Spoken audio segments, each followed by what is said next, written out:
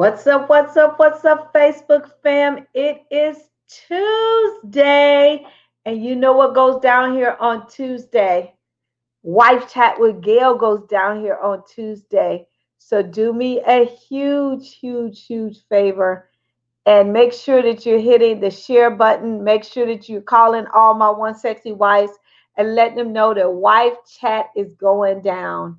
And you guys know I get so excited about Tuesdays because I get a chance to come on here and to pour into you guys. So again, thank you guys so much for joining me. Thank you, thank you, thank you. I appreciate you so much for joining me. I appreciate you for hitting the share button. I appreciate you letting all my one sexy wife know that Wife Chat is going down here on Facebook. And again, thank you guys so much for joining me. Thank you, thank you, thank you. And so do me a favor and just put in the chat because you guys, I've gotten where I just come on here and talk and you guys listen. So do me a favor and just put in the chat saying, hey, Gail, I see you and I'm visiting you from whatever state. I just want to see what state you guys are visiting me from. And again, thank you so much for joining me. Just say, hey, I'm here and I'm here from what state? Because again, I'm excited about you guys joining me. And tonight's topic is actually coming from a new wife who's only been married 3 months. Say 3 months. She didn't got married during the pandemic, right? And all the way from San Diego, California. So again, thank you guys so much for joining me. Make sure that you're hitting the share button. Make sure that you're letting all my one sexy wives know that Wife Chat is going down here. I'm getting ready to play my opener, and then I will be right back to tell you why you shouldn't try to compete with your mother-in-law. And some of you guys are like, yeah, I've been married for years. I'm over that. But let me just tell you, this young lady needed some advice. She's only been married 3 months, and I had the pleasure of speaking with her. So I'll be right back on.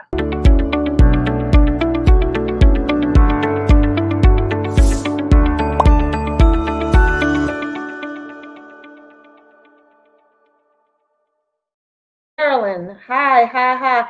I hear, Regina's here from Maryland. Hello, everybody. I'm just excited that you guys are here. Hi, Angelique. How are you? That's my niece. Anyway, I thank you guys so much for hopping on here. Thank you so much for hitting the share button. And again, I'm going to talk to you about why you shouldn't compete with your mother-in-law. And this comes from a new wife, only 3 months into this, all the way from San Diego. And I had the pleasure of speaking with her today. And she, her thing was basically, Gail, I'm really struggling to figure out how to navigate my mother-in-law. And I gave her the same advice that my mom gave me 30 years or so when I married Gail. Again, you guys, thank you so much. Hey, Philly in the house. Thank you so much for joining me. I appreciate you guys. I truly, truly do. Again, why you shouldn't, be in competition with your mother-in-law. And even if you've been married for a long time, these tools and strategies that I'm going to share with you, and hopefully you can implement. And like I said, I had the pleasure of talking to her. She's only 3 months in this. So I told her, I said, you got a long way to go. So I'm glad that you reached out because again, they're dealing with a whole bunch of different dynamics and I won't go into all of them, but basically it's a new marriage. COVID, 19 hit. They actually got married in the mother-in-law's home and they stayed with her for like at least the first 2 months of the marriage, and so that is a whole different dynamic. And then they moved into their own place, being that when the ban was lifted, and so there's a lot of tension that's already there. And so the first thing that I wanted her to understand is that when you're dealing with a mother-in-law, she has been in your husband's life since the day he took his very first breath, right? And the first thing is you're not going to ever, ever, and this is one thing that my mother taught me, that you will never, ever be able to compete with his mother or any other woman that has a lot of influence over him, i.e., a aunt, a grandmother or whatever, because those women are going to be in his life until they either go to glory or till he goes to glory.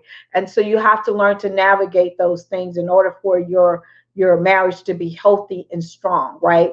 And so the first thing is maybe you need to put yourself in the mother's position if you can, and understand and try to understand why she feels the way she feels. And it could be something as simple as she felt like she's losing her baby to another woman. Now it could be a number of things, and again, I didn't get a chance to talk to the mother-in-law, but it could be that maybe she had someone else in mind that she wanted her husband, her son, to marry. Or maybe it was something that happened or was told to her about you when you was dating him. It could be that she's lonely herself and her son was pouring all of himself into that relationship and doing all of these things for the mother, and she feels that now he has a wife, that those things are not going to continue. It could be a number of things that can make a mother-in-law not treat you the way you feel that you need to be treated. So just think outside the box, and actually, if you can, ask the question, have I done something? Have I said something? What is it that has made our relationship become strained after I said I do to your son? Because she said before she actually got married, they had a great relationship. It's once they got married, and I told her it could be the quarantine, all the pressure, all the finances, all of these different kind of things that are happening in households, right? That are not normal, that make people behave and say and do things that they normally wouldn't have done before COVID would have happened. So it's a lot of different dynamics. That's the first thing. Number two, you have to accept that she might not ever change. And this one is very, very hard because most of the time, mothers and people that have some age on them, and from my understanding, she's like in her middle 60s, right? That they might not change. They might be set in their ways.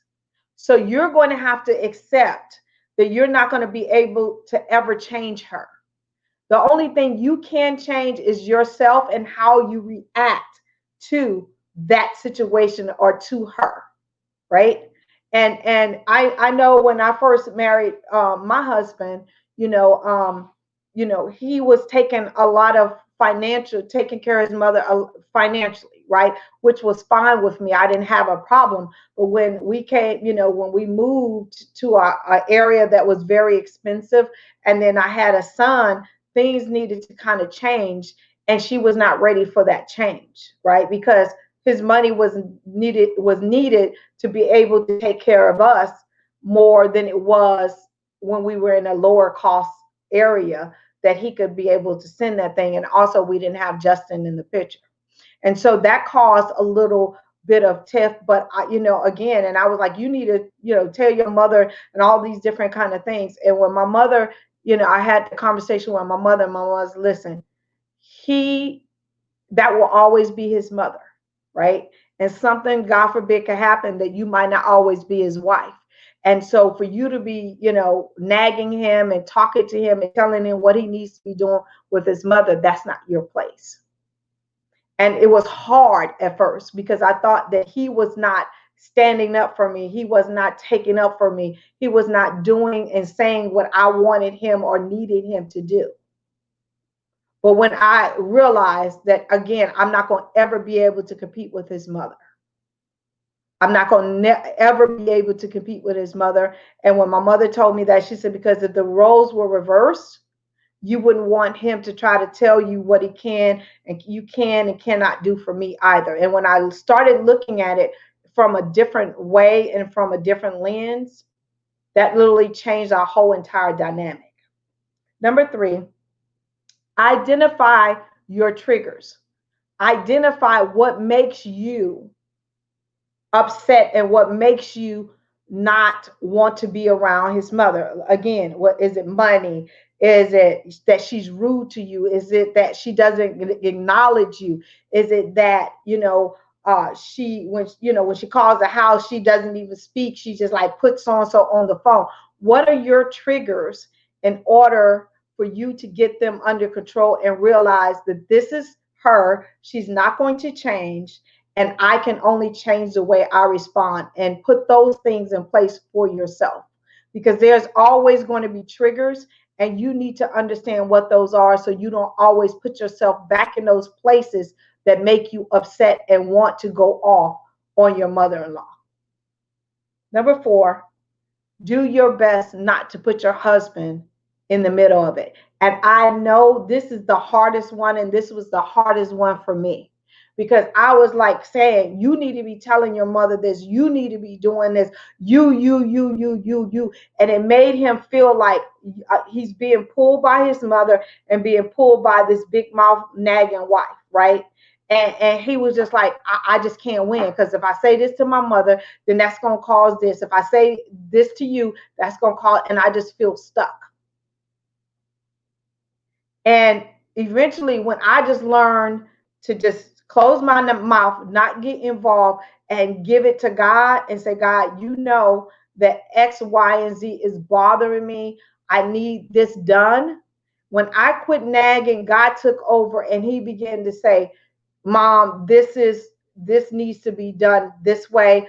I can't do X, Y, and Z. All the things that I was nagging and acting a fool over or whatever. And granted, I was 23 and 24 and 25 when this was going on. And I was like, listen here, I can take me and my baby and we can bounce. Like, for real. I was that chick, right? And I let him know that often, especially when there was tension going on between me and his mom, right? Me and my mother-in-law. But once he began to say, this is what needs to happen or whatever, then, and I understood my triggers and I understood what she said or did to make me mad, and I began to respond different. Literally, that changed our relationship. Like, me and his mom were like two peas in a pod, because again, things begin to change. And I'm not saying that everybody's going to have a happy ending when it comes to dealing with your in-laws, because I get it. Sometimes it's just like, okay, you stay in your corner, I got to stay in my corner, and I'm just going to love my husband the way you love your son. And I get that. But it can be a happy ending, because I didn't try to change her, I changed me. And I changed the way I responded. I changed the way I interacted with her. And therefore, she realized, and I also let her know just from my actions how much I loved her son and how much I was going to be a staple in his life. And so, again, I couldn't change her. I had to change me. And I had to change how I was reacting. And I couldn't putting my husband in this pressure cooker, because again, he didn't need to have to choose between him and his mother. He understood his vows. He understood all of those different kind of things. But I needed to let him handle it the way he knew how to handle it, and not try to tell him how to handle it how I wanted him to. I hope that's making sense to you. Okay. And number 5, and ask yourself the question, how important is this relationship to me and to my children and my children's children? Because again, if you decide to have kids, and I'm talking about this young lady and we've already had this conversation, or if you have kids, you don't want that stress and strain to be done and to be put between your kids and their grandparent, especially their grandmother, right? You want your kids to have healthy, strong relationships with their grandparents. And you don't want your shortcomings or you guys' friction to be put off on them, because again, a lot of times your kids will miss out. Your kids will miss out, and then that will cause additional stress and strain, especially if you have siblings, if they have siblings and something, and they're always at grandma's house and they're always getting to do X, Y, and Z, and your kids are excluded because of the tension. See, it's just not about you. And I had to think about that too. My mom was like, listen, this is just not about you. You want your son Justin to have a relationship with his grandmother. And I will tell you, when I stepped out of the picture, quit trying to make things happen, their relationship was great until she, went on to heaven. But again, I had to shift me because she was not going to change. And I had to quit putting my husband in the middle because he felt like a ping pong ball. And he even said, gee, like, there's nothing I'm going to be able to say or do to please you because I've already told my mother X, Y, and Z. And I'm going to make those things happen, but that's still not going to change the way she's going to talk or whatever to me because she's my mother. And again, it took time to process all of that. It took time, all of those things. But when I put myself in the situation where if I wanted to do X, Y, Z for my mother, I wouldn't want him to be trying to step in and cause friction either. And so I had to just change the dynamic and look at it from a different lens, from a different set of eyes. And I understand that not all the time everybody is going to be able to resolve all the issues, but do your part. Do your part and try not to put your husband in the middle of it. Okay? And so my prayer is that this has helped somebody, especially this young lady with a new marriage. And even if you've been in a marriage for a long period of time, right? And you're struggling with your in-laws, give that person over to God. Be cordial, be nice, and don't cause friction in your own marriage, right? Just, you have already, I'm sure, stated what you need, what you want, and what you need your husband to say and to do concerning that situation. Turn it over to him, give it to God, and only control what you can control, because you can never control that other person, and you will never be able to compete with their mother or their aunt or whoever that figure is in their life that has helped them get to where they are to this day. You just won't ever be able to do it. All right. Do you first? Okay, let me put on my readers because I might have missed that. Uh, Whoever you are, Scott, get off of my timeline, please. Hello, Jordan from Philly. Here, get some pointer for my next marriage. All right, thank you so much. Here from Maryland. Hi. Hello, everybody. And again, thank you guys so much for joining me. Just let me tell you, I have some amazing things coming up on October the 8th. Make sure that you mark your calendars because Wife Masterclass will be coming to you. It is free, but you have to register. So I'll be putting the link in here in a few minutes. But again, Wife Masterclass will be coming to you guys starting on October the 8th. I have the amazing Deja Rushall that will be coming. She's going to be talking to you about the CEO wife. I'm going to be talking about how to put love on top. And then also we have, oh my God, Speech from Arrested Development will be coming to us live to give us a male's perspective. And I'm so excited. And if you don't know who Speech is, he is a two-time Grammy Award-winning artist with Arrested Development. Look him up. So he will be coming to you guys. And again, I am so excited about Wife Masterclass Fall. And so it'll be coming to you every single Thursday for 4 weeks. And so again, once I need for you guys to go register and stuff like that. And whoever this Scott person is yeah, please come get off my line. But anyway, again, I love you guys to pieces. Don't forget to join me on Thursday on my YouTube channel with Wife Life with Gail. This week, I'm going to be talking to the men on really how to get perpetual sex from your wife. So if your husband needs to tune in on my YouTube channel on this Thursday at 8:30 Eastern Standard Time. I love you guys to pieces. Have an amazing, amazing night, and thank you so much.